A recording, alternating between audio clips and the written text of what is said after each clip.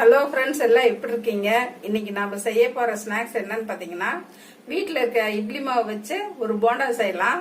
5 நிமிஷத்துல செஞ்சிடலாம். அதுக்கு தேவையான பொருள் கொஞ்சம் கம்மி தான். எப்படி செய்யலாம்னு பார்க்கலாம். வீடியோக்குள்ள போலாம் வாங்க. அதுக்கு தேவையான பொருள் 2 கப் இட்லி மாவு எடுத்திருக்கோம். அதுக்கு ஒரு பெரிய வெங்காயம் நல்லா பொடியா கட் பண்ணி போட்டுக்கலாம். ஒரு கேரட் திருவி போட்டுக்கலாம். ஒரு பச்சை மிளகாய் பொடியா நறுக்கி போட்டுக்கலாம்.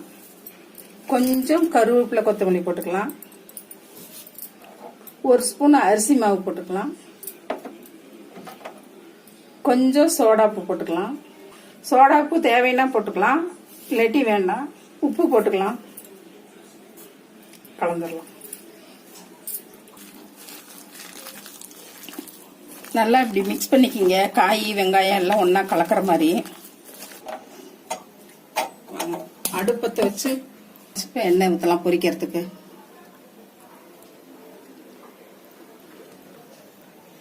எண்ணெய் காஞ்சிருச்சு. சின்ன சின்னதா போட்டு பொரிச்சு எடுத்துடலாம் போண்டா.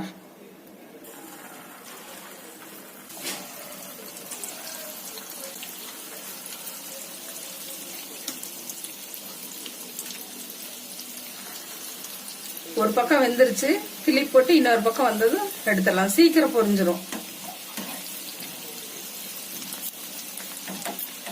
பாருங்க, இந்த போண்டா செய்யறதுக்கு 3 நிமிஷம் கூட ஆகாது. வீட்டுக்கு விருந்தாளிங்க வந்தா டக்குன்னு வீட்டுல இருக்க மாவு வச்சு இப்படி ஒரு ஸ்நாக்ஸ் செஞ்சு கொடுத்துடலாம் நம்ம. பாருங்க, பொன்னிறமா நல்லா வெந்துருச்சு. இப்போ ஒரு தட்டுக்கு டிரான்ஸ்ஃபர் பண்ணிக்கலாம்.